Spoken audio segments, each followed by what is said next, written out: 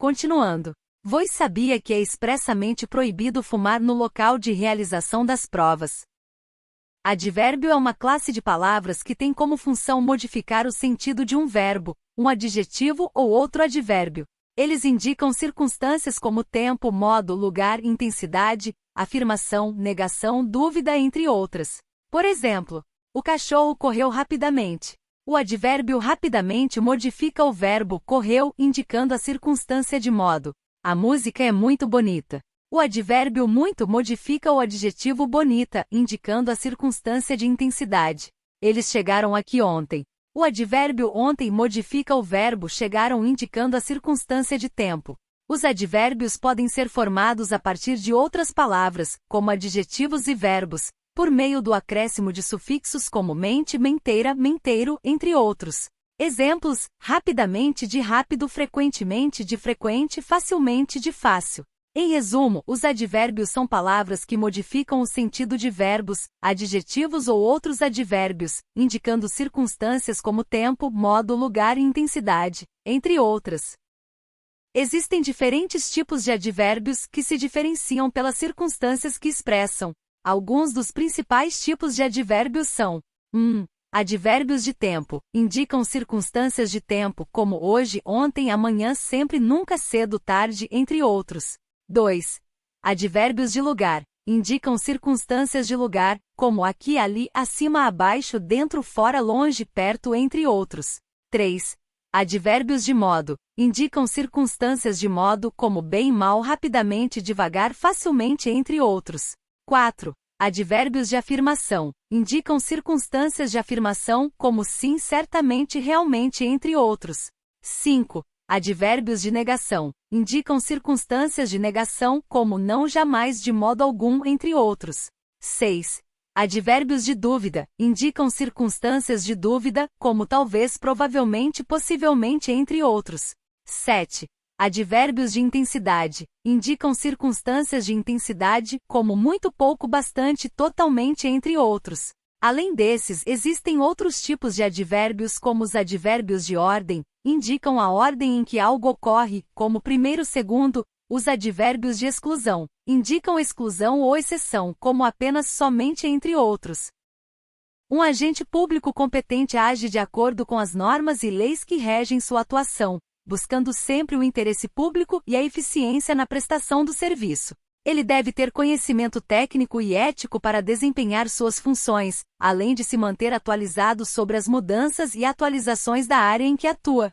Por exemplo, um agente público competente que atua na área de saúde deve conhecer as normas e leis que regem a área, bem como ter conhecimento técnico sobre os procedimentos e tratamentos disponíveis. Ele deve atender os pacientes com respeito, cordialidade e presteza, buscando sempre o melhor tratamento para cada caso. Além disso, um agente público competente deve ser transparente em sua atuação, prestando contas de suas ações e tomando decisões de forma justa e imparcial. Ele deve respeitar os direitos dos cidadãos e estar sempre disponível para esclarecer dúvidas e receber sugestões. Em resumo, um agente público competente age de forma ética, transparente e eficiente, buscando sempre o interesse público e o bem-estar dos cidadãos. Ele deve conhecer as normas e leis que regem sua atuação, bem como ter conhecimento técnico para desempenhar suas funções de forma adequada. Exemplos: o policial conduziu o suspeito cuidadosamente até a viatura. O policial chegou rapidamente à cena do crime. O policial estava lá fora, em frente à delegacia, quando o carro chegou. O policial falou firmemente com o suspeito, deixando claro que não toleraria mentiras. Certamente o policial terá que prestar um relatório detalhado sobre o ocorrido. O policial negou categoricamente ter recebido propina para liberar o suspeito. Talvez o policial não tenha percebido que o suspeito fugiu pela janela.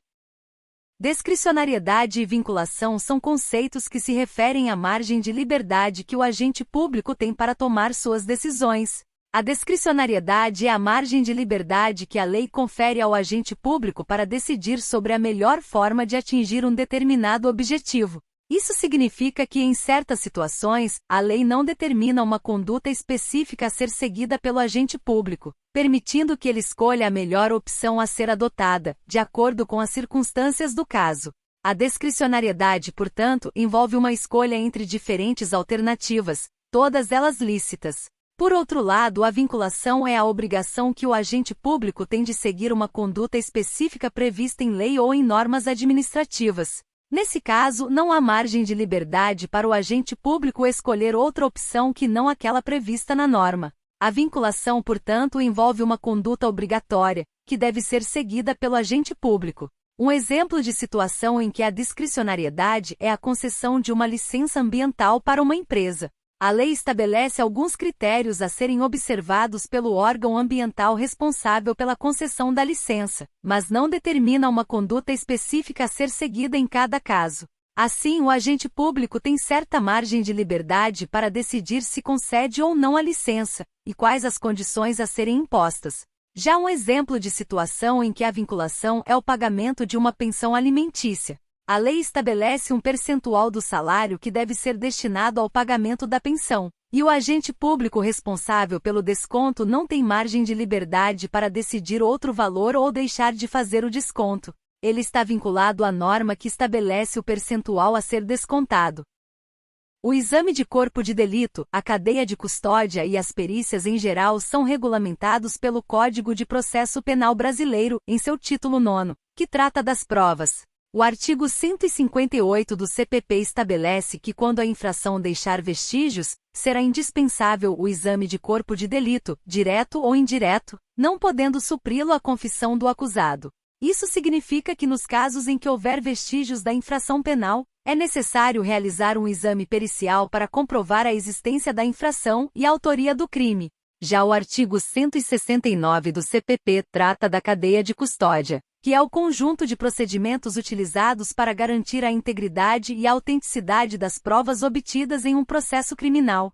O artigo estabelece que todas as peças do processo serão rubricadas pelo juiz e pelos escrivães ou chefes de secretarias, ou subscritas pelos servidores que as tiverem feito, bem como pelos peritos e intérpretes, onde houver. Por fim, o artigo 158 do CPP também prevê que o juiz formará sua convicção pela livre apreciação da prova produzida em contraditório judicial, não podendo fundamentar sua decisão exclusivamente nos elementos informativos colhidos na investigação, ressalvadas as provas cautelares, não repetíveis e antecipadas. Isso significa que o juiz deve avaliar todas as provas apresentadas pelas partes no processo, incluindo as perícias, para formar sua convicção sobre a existência do crime e a autoria do delito.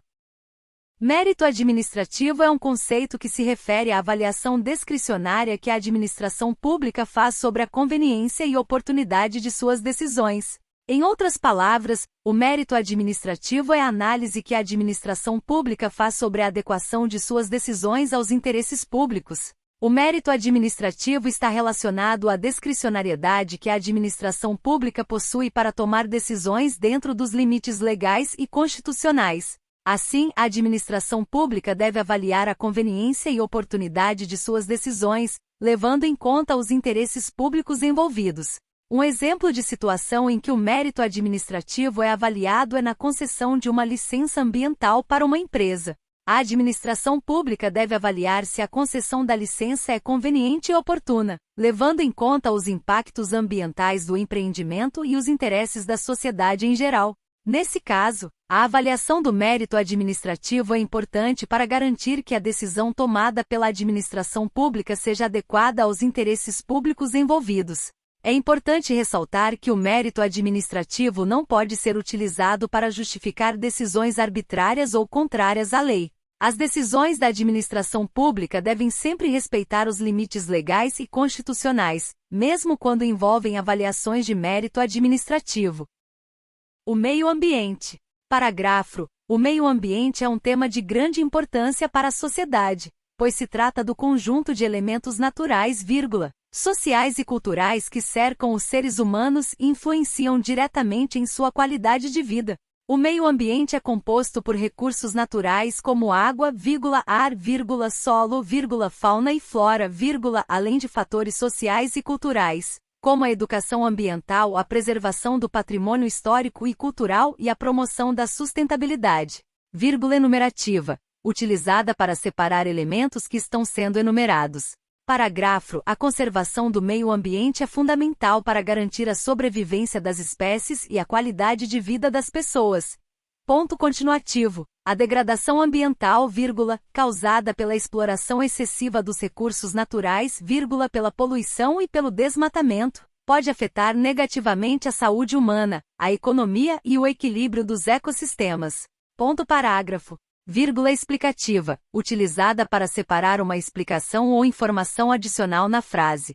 Por isso, é importante que a sociedade se mobilize em prol da preservação do meio ambiente. Isso pode ser feito através de ações individuais, como a economia de água e energia, a reciclagem de resíduos e a redução do consumo de produtos descartáveis. Ponto continuativo. Além disso, é importante que as empresas adotem práticas sustentáveis em suas atividades, como o uso de fontes renováveis de energia, a redução do consumo de água e a gestão adequada dos resíduos. Ponto parágrafo. De oração coordenada, utilizada para separar orações coordenadas que estão ligadas por conjunções. Também é fundamental que os governos adotem políticas públicas voltadas para a preservação do meio ambiente, a criação de áreas de conservação ambiental, a fiscalização das atividades econômicas que podem causar danos ao meio ambiente e a promoção da educação ambiental. Em resumo, a preservação do meio ambiente é uma responsabilidade de todos, e é fundamental que cada um faça sua parte para garantir um futuro sustentável para as próximas gerações. Ponto final. De aposto, utilizada para separar um termo que explica ou esclarece outro termo na frase. Exemplo: o Brasil, país tropical, é conhecido por suas praias. De vocativo, utilizada para separar um termo que chama ou se dirige diretamente a alguém na frase. Exemplo: Maria, você poderia me ajudar? De oração subordinada, utilizada para separar uma oração subordinada que vem antes da oração principal. Exemplo: se você estudar bastante, conseguirá passar no concurso. Ponto final. Indica o final de uma frase declarativa ou imperativa. Exemplo: eu gosto de estudar. Ponto de interrogação. Indica uma pergunta. Exemplo: você gosta de estudar? Ponto de exclamação. Indica uma exclamação ou uma ordem enfática. Exemplo: que belo dia. Ponto e vírgula emoticon piscando, separa frases independentes, mas relacionadas entre si. Exemplo: eu gosto de estudar, no entanto, prefiro sair com os amigos. 2 pontos emoticon sorrindo, introduz uma enumeração, uma citação ou uma explicação.